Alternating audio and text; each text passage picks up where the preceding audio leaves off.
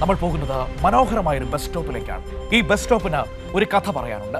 Balan the boy എന്ന സിനിമയുടെ ചിത്രീകരണത്തിനായി വയനാട് ചേകാടി കുണ്ടുവാടിയിൽ നിർമ്മിച്ച ബസ് കാത്തിരിപ്പ് കേന്ദ്രമാണ് ഇപ്പോൾ സമൂഹ മാധ്യമങ്ങളിൽ നിറഞ്ഞു നിൽക്കുന്നത്. സിനിമാ പ്രവർത്തകർ അരങ്ങൊഴിഞ്ഞു പോയിട്ടും നാട്ടുകാർക്ക് ആശ്വാസമായ ബസ് കാത്തിരിപ്പ് കേന്ദ്രം അവിടെ തന്നെ നിലനിർത്തിയിരിക്കുകയാണ്. ബാലൻ ദി ബോയ് എന്ന സിനിമയുടെ പശ്ചാത്തലമായി മാറിയ കുണ്ടുവാടിയിലാണുള്ളത്. കുണ്ടുവാടിയിൽ ഞാൻ നിൽക്കുന്നത് ഇപ്പോൾ ആ പശ്ചാത്തലത്തിനായി ഒരുക്കിയ ബസ് സ്റ്റോപ്പിന് മുന്നിലാണ്. ഈ ബസ് സ്റ്റോപ്പും കുണ്ടുവാടി പ്രദേശവും ഇപ്പോൾ വിനോദസഞ്ചാരികളുടെ പ്രധാന ആകർഷണ കേന്ദ്രമായി മാറിയിരിക്കുകയാണ്.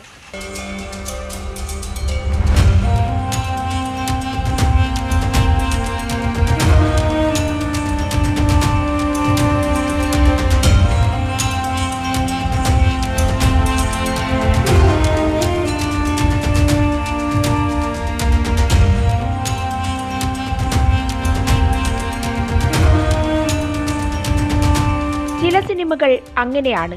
പിറവി കൊള്ളും മുൻപ് ചില നാടിൻ്റെ ആത്മാവായത് മാറും. കുമരകത്തെ പഞ്ചവടി പാലം പോലെ വയനാടിൻ്റെ കാടകങ്ങൾക്കും കഥകൾ പറയാനുണ്ട്. കാടും മണ്ണും വയലുമെല്ലാം ബിഗ് സ്ക്രീനിൽ കഥകൾ പണ്ടേ പറഞ്ഞു തുടങ്ങിയിട്ടുണ്ട്. ഇത്തവണ കുണ്ടുവാടി കാടിനകത്തെ ബസ് കാത്തിരിപ്പ് കേന്ദ്രമാണ് ആ മനുഷ്യരെ സിനിമയെ നെഞ്ചോട് ചേർത്ത് വെക്കാൻ പ്രേരിപ്പിക്കുന്നത്. അമ്മയും മകനും തമ്മിലുള്ള ആത്മബന്ധത്തിന്റെ ഇഴമുറിയാതെ സൂക്ഷിക്കുന്ന ബസ് കാത്തിരിപ്പ് കേന്ദ്രം ബാലൻ ദ ബോയ് എന്ന സിനിമയുടെ ചിത്രീകരണത്തിനാണ് ചേകാടി കുണ്ടുവാടിയിൽ ആർട്ട് ഡയറക്ടർ അജയൻ ചാലിശ്ശേരിയുടെ നേതൃത്വത്തിൽ മൾട്ടിവുഡിൽ നിർമ്മിച്ചത്. മഴയും വെയിലും കൊണ്ട് ബസ് കാത്തു നിന്നവർക്ക് ഇത് ആശ്വാസമായപ്പോൾ സിനിമാ പ്രവർത്തകർ കുണ്ടുവാടിയിൽ നിന്നും മടങ്ങുമ്പോൾ ബസ് കാത്തിരിപ്പ് കേന്ദ്രം അവിടെ നിലനിർത്തി. ഒരുപാട് ഫോറസ്റ്റുകളിലൂടെ ഞങ്ങൾ യാത്ര ചെയ്തിട്ടുണ്ട്. അങ്ങനെ എത്തി ഡയറക്ടർക്കും കഥയിലെ ഇവർക്കൊക്കെ ഇഷ്ടപ്പെട്ട സ്ഥലം ഇതാണ്. ബസ് സ്റ്റോപ്പ് എന്ന് പറയാനുണ്ടായിരുന്നില്ല, ഒരു പോസ്റ്റിൽ രണ്ട് കല്ല് വെച്ച് അതിലൊരു പോസ്റ്റ് ഇട്ടിട്ടുണ്ടായിരുന്നത്. അപ്പോൾ സിനിമക്ക് വേണ്ടി ഇങ്ങനൊരു ബസ് സ്റ്റോപ്പ് ഇവിടുത്തെ നാട്ടുകാരും പറഞ്ഞു, ആ ബസ് സ്റ്റോപ്പ് ഇവിടെ നിലനിർത്താൻ വേണ്ടി പറഞ്ഞു. അങ്ങനെ അത് നിലനിർത്തിയവർ ഒരു സിനിമ ലൊക്കേഷൻ എന്നുള്ള നിലക്ക് അതൊരു പ്രശസ്തമായി. ഈ ബാലൻ എന്നുള്ള സിനിമ ഹിറ്റായപ്പോൾ ബസ് സ്റ്റോപ്പും കൂടി ഹിറ്റായി. ഉപകാരമുണ്ട്. പറ്റില്ലായിരുന്നു. ഇതറിഞ്ഞ് സഞ്ചാരികളുടെ പ്രവാഹമാണ് ഇവിടേക്ക്.